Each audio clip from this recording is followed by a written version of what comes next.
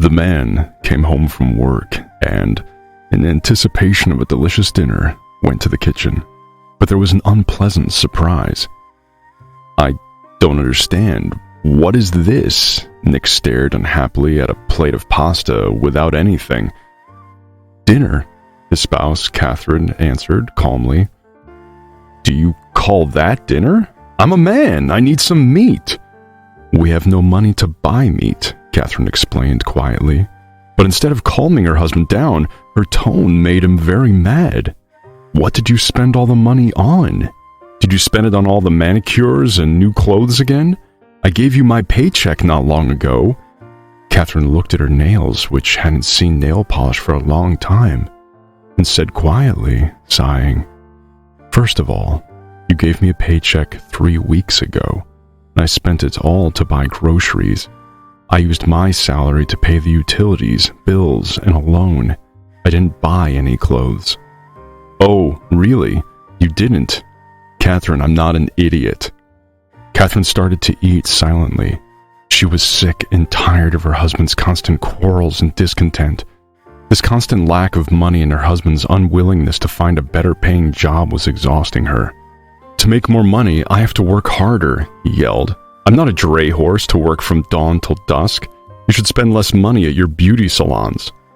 "Well, I work 2 jobs somehow, but I'm not a dray horse either," Catherine answered in a soft voice.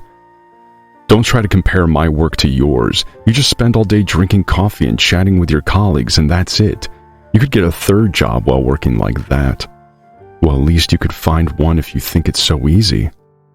Catherine had some savings. She was going to buy a new coat, and not because she wanted something new, but because it was embarrassing to wear the old one to work. Catherine did her best to hide shabby fabric. She restitched buttons and sewed on some appliques, but still it was obvious that it was time to throw it away. Regardless, the next day, Catherine went to the grocery store and bought a chicken. The money was taken from her savings. "That's all right. They promised a bonus this month.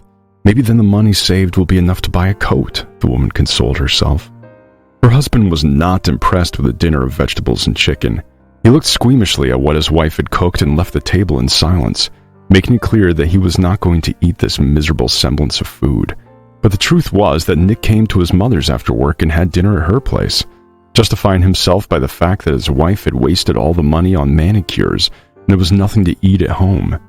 His mother shook her head reproachfully, feeling sorry that her son had such a spendthrift wife, and put one more juicy piece of meat and some salad on his plate.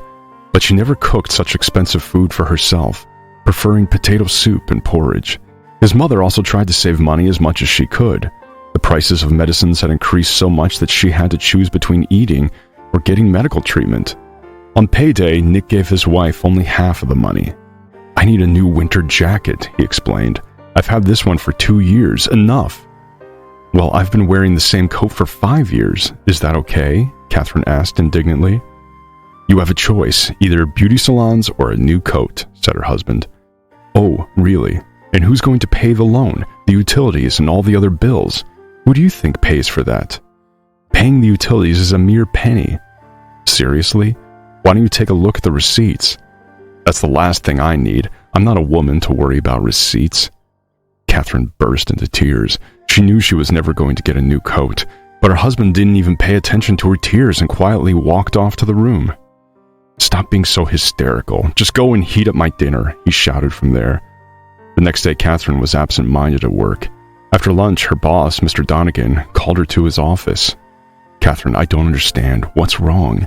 You seem distracted today. Is there any problem?" "No," the woman muttered quietly. The tears flowed treacherously from her eyes. "Okay, let's calm down." Mr. Donegan gave her a glass of water, waited for her to take a few sips, and commanded, "Tell me." And the woman told her everything that was going on in her family. She could no longer keep quiet about it, nor could she try to show others that everything was fine.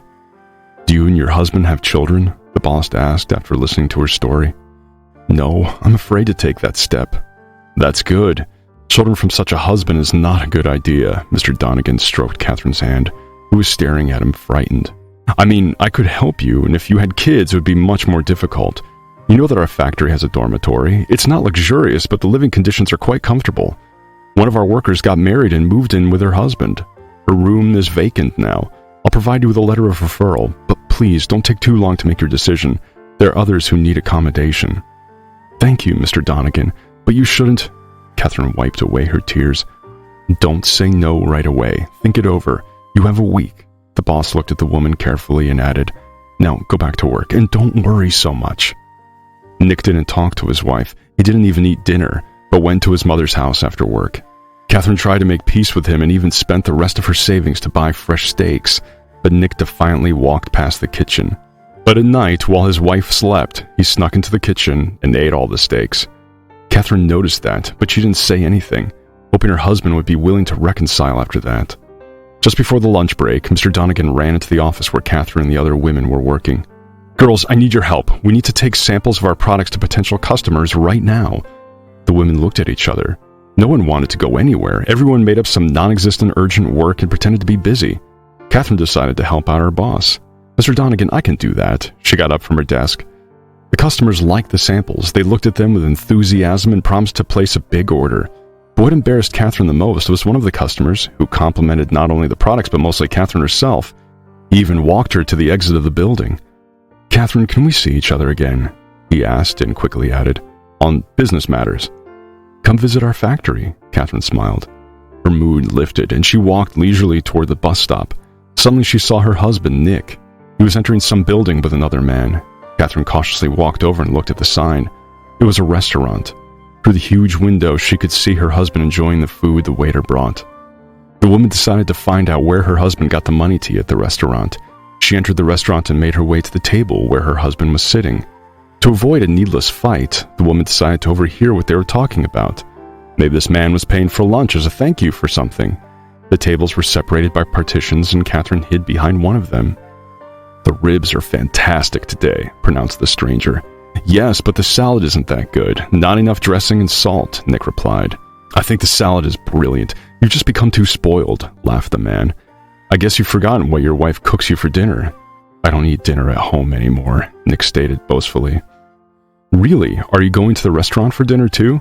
"No, I go to my mother's in the evening. She knows how to feed a man. I can't afford to go to a restaurant twice a day." "Doesn't Catherine wonder why you bring her so little money? She thinks my salary is the same as it was 2 years ago. There's no need for her to know how much I earn. Soon I'll not even give her any money at all. After all, she lives in my apartment. I don't have to give her my money." "What if she leaves you?" "Who needs her? She stopped taking care of herself lately. Now she doesn't look pretty and attractive." Listening to this, Catherine wanted to run up and kick her husband. She was denying herself everything because of this man, and he dared to talk about her that way. Catherine wiped away the tears, came out of her hiding place, and slowly approached her husband's table. He had already noticed her and was looking at her with shock. She was the last person he expected to meet in an expensive restaurant. "You are wrong, Nick. I'm going to leave you, and I'm going to file for divorce," Catherine said firmly, looking at her shocked husband. "Oh, please stop it, Catherine. Don't embarrass yourself and get out of here." Nick quickly came to his senses. "See?" Nick turned to his companion. "That's what I told you. Not only does she look bad and can't cook, but she's also hysterical. I'm sick of her tantrums," Nick finished, looking at Catherine. "Do you have any idea why I look so bad?" Catherine looked around at the restaurant customers who were watching the unfolding scene with interest. "Because he spends all his salary only on himself. And I, working 2 jobs, spend my entire salary to pay the utilities, the loan, all the bills, and to buy food for both of us. But that's not all. He also eats at the expense of his retired mother and does not think that she has a small pension, and if she feeds her son, she will die of hunger. I'm leaving you." Catherine turned around and headed for the exit, accompanied by the silence that hung over the restaurant. "Hysterical!" Nick shouted after her, but she didn't even turn around. "Nick, really," said his colleague, "your wife doesn't look like someone who spends all her money on herself. And it's not good to eat off your elderly mother either. You don't pay for her dinners, and you don't buy her groceries, do you? You spend all your money on restaurants and new clothes. You're cheating on your wife, too." "Do you believe her?" Nick started making excuses. "I'm not stupid, Nick. I can see that everything she said is true. I'm sorry, but it disgusts me to sit at the same table with you. I should go, too." The man threw some banknotes on the table and walked out of the restaurant. "You're going to regret this," Nick thought furiously. He impatiently waited until the end of the day and rushed home. Catherine!" He shouted from the threshold into the apartment, but no one came out. Nick, without taking his shoes off, walked into the living room, then into the bedroom. Catherine was nowhere to be found. With a hunch that something was wrong, he opened the wardrobe. His wife's belongings were also gone. He rushed into the kitchen. No one was there. Only the keys to the apartment were on the kitchen table. "All right, let's see how long you can survive without me. You'll come crawling back," the disgruntled husband thought. Catherine looked in the mirror, enjoying her new clothes. Since she had left her husband, she suddenly had some spare money that she had been saving. So today, putting a part of her salary into the box again, she realized that there was a good stack of banknotes. Catherine counted the money and sat down on the bed, surprised. A new coat became a reality, and the new boots were a nice bonus. "So? Surprised? You look like you don't know where you got that money," laughed her roommate Jillian. "Oh, this is so unusual. I can't get used to the fact that now I have enough money for everything I need," Catherine whispered. "There's nothing unusual about that. We don't pay money for the dormitory. We don't pay any loan now. You need to buy food for yourself only, and you don't eat much. That's why you can save up enough money. Even one salary would be enough for you to support yourself. But you also work 2 jobs, so there's nothing to be surprised about." Catherine went to the mall with Jillian and finally bought a new coat and boots. Then they went to the cafe to celebrate their purchases. "Is Stephen coming today?" Jillian asked slyly, eating ice cream. Stephen was the same customer who had showered Catherine with compliments when she brought them the samples. He began courting Catherine as soon as she moved into the dormitory. At first, she ignored him, but soon, under Jillian's pressure, her heart melted. "Let him prove that not all men are the same as your Nick," her friend persuaded Catherine. And so tonight they were to have their 3rd date. Usually they walked somewhere in the park, since Catherine was still embarrassed to wear new clothes. But today she was ready to accept his invitation to go to a restaurant. Nick sullenly forked at the unappetizing pasta. He didn't have a penny in his pockets. For the first month after Catherine's leaving, he continued to live as before and was even glad that now he did not have to give his wife part of his salary. But a month later, he got a phone call. "You have a loan payment delay. We have assessed penalties and expect you to pay soon," the bank called. Nick was outraged. How so? Why is Catherine not paying off the loan? He called his wife to scold her, but Catherine's answers shocked him.